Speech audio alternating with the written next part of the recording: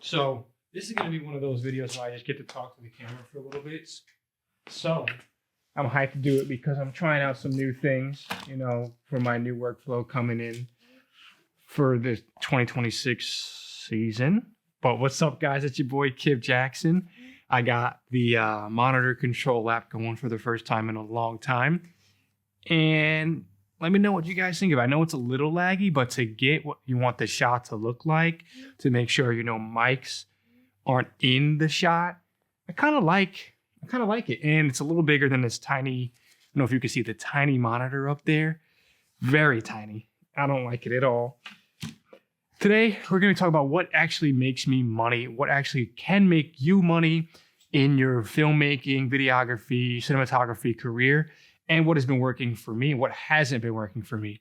For those of you who don't know, I welcomed in 2 new kids to my life recently. So everything I'm talking is going to be straight from experience, straight from where I want you to be more efficient and more really focused and streamlined to make you more money with less effort and more artistic expression on your side of things. So I've gone through Tamron lenses. I've gone through so many camera bodies, Sony camera bodies. But lately, I'm finding my favorite artistic expression, my favorite expression through these guys and through having the Sony FX6. Like I just have one set of lenses, one look that I'm going for, and it's the Sierra anamorphic 1.6. I don't know what's like the name on them, Saturn or something.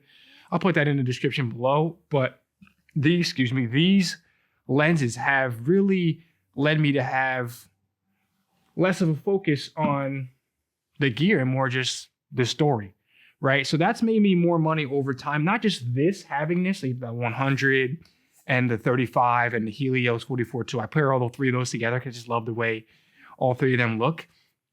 Not really so much about, and these are heavy, about the lenses, but really about the workflows that allow you to focus on what really matters, which is the story. Like people like, oh, like, I like the way that looked, but the story you told was dope. I like the way you came and you set up real quick and you really knew what you were going for. Having that kit down has made me more or less, over 10, 20K extra than being like, oh, what lenses do you want me to use? Or what do you want me to bring to set? Like having your own authentic look that you love. I love the look. I'm not liking it because other YouTubers like it. I'm not liking it because someone else is reviewing it. Get your kit, your little workflow that can allow you to get off focusing on dialing everything in and get on focusing on what the shots you want are. A lot of people get on here and they're like, oh, this lens is the best. Like they forget to add the part like for them, or for people in that experience. So that's my thing. And that's what I wanted to get on here and really keep going on. And I wanted to give you guys a live look at what these lenses are and how they worked out for me. And maybe you can apply this to you. If you can't, this is just me talking to myself and people exactly like me, which is really rare. That filmmakers with 2 kids and other careers and stuff like that. But the reason I like these lenses predominantly for the Sony FX6 and for the Sony FX30 that I have on my other setup over there is because of 1, the look. It's black, it's sleek, it's heavy. 2, the gear motors, the focus motors are right on here. Really well built. You're able to see exactly what you're getting. It's not going to be super, cooked look to it like those expensive lenses, but it definitely gets you a look that's, not normal or not what everyone else has. And that's what I like about it. I like that I'm able to color grade it. There's no weird, skewing of the image outside of de-squeezing it, right? That's something that you're always going to have to do. But I like it. I like the look a lot. And this is what it looks like. So let's see what it looks like. And for those of you who don't know, right, before I even switch the lenses on there, my name is Kip Jackson. I'm a filmmaker from New York City. Recently just moved up to upstate New York, but I pride myself in my ability to do multiple things at once, really. I have 2 careers going at the same time, and I love my family, right? That's the first and foremost thing. So anything I tell you comes straight from the heart. I'm not trying to sell you nothing. I'm just trying to tell you about who I am, that maybe you can apply it to your life and maybe do better for yourself or believe in yourself in turn. So if you like any of that type of stuff, I'm not lying, just straight off the cuff. I'm not editing this. Follow your boy. I got 6,000. I'm back on the YouTube grind. I'm really trying to be back in here and be more credible in the space and working in the space. I got a gig this weekend after visiting home. So I'll let you guys know how this works out for me, doing narrative documentary stuff. and I'll post that BTS in the next coming weeks. But boom. So this is the C-Ray 35mm anamorphic.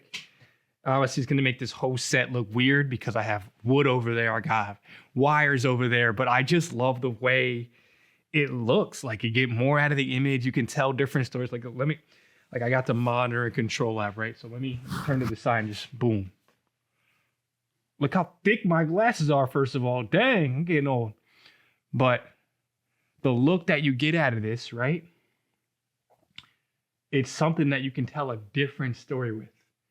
And I like that. You feel more like you can see the character more, but you can also see the background a lot more. So you can do different things with that. And it allows you to start racing in your mind to be like, oh, I can do this with the story. I can tell that part of the background. I can talk about this globe. I can talk about that light. But you know, they're not those things actually. It's different things in your shot that you can focus on. And the manual focus mode is on the side. You can get me out of the shot. Like I can be like, okay, boom. Let me focus on something else that's not me. And it focuses on something in the back. Look at that. I'm out of focus, but now that globe and that spear back there and the signs are more. So you can tell a different story by having maybe something like that on there. And it's just cool. And again, this app, while it is a little laggy, it does help me get things in focus. I don't know how accurate this is gonna be because it's a little blurry. And this is real time stuff. This is stuff that I like working on in here because it'll allow me when I'm on set to execute, right? To be able to say, boom, this is what I got going. This is what it's gonna look like when I get there. So that is the 35mm. You saw it to the side. Now, let me try and show you the 100mm. You're gonna be like, what am I gonna use this for? And you're gonna see because I love how compressed, you know what? Let me stop talking about it and show you. And now, I don't know if you guys can see that, but now, look at that. This tells a much more different story than the other lenses, right? Look how punched, like the background is, I'm really off the background. Like I love the look you can tell with this and the things you can get away with. Like the camera now is way far away from me. Like it's over a foot. I got long feet, long arms. It's probably like 3 feet away from me. But again, it's still an intimate thing. I'm looking right at the lens. You know, you got, does this have is this one with the lens flares, right? You know, I'm not really a guy for lens flares, but oh yeah, it's pretty cool. Woo. Yeah, I do like that. But yeah, turn into the side here. Give you guys the side profile. Boom. In focus. Again, the story you can tell with something like this, like even what I'm doing right now, as compared, I put the side by side if you know what they look like side by side, but it's awesome. And I'm so hungry right now, so I want to wrap up this video. But this is what I've been working with, and this is what set me apart, is now that I was able to get the look that I wanted, now I was able to focus on what really mattered, and that's the story, the way you color, how you approach things in your filmmaking journey. That dictates a lot the second you get there. Like the second you start unpacking, the second you even start speaking about what you want to get done in this filmmaking space, it'll provide the client with much more respect and much more trust. That's what you want to start building, trust and authenticity in your own work. So that's what I have to say on that. That's how you can make more money, get your workflows down, get your look, nail that down. That way you can figure out how you want to approach other things and maybe make it more adaptable to different setups. Like don't just have your look and say, this, I can only do it inside studios. Like no, try to replicate that outside. Like I can't wait till it gets warmer out. Can we take the setup outside? I will take it outside in a couple days, but it's your boy Kip Jackson. I'm not editing these anymore. I don't want it to come all fake or inauthentic. 2026, I'm all about authenticity, and I really don't have time to edit that much anymore outside of making my narrative work for the historical channel that I got. So if you want to follow that, if you like history, you like maps, that's another channel I run. It's called Press. It's with news, journalism, current events, and really counties all across the United States. But not here nor there. Subscribe to your boy. Do it. Hit the button. Peace.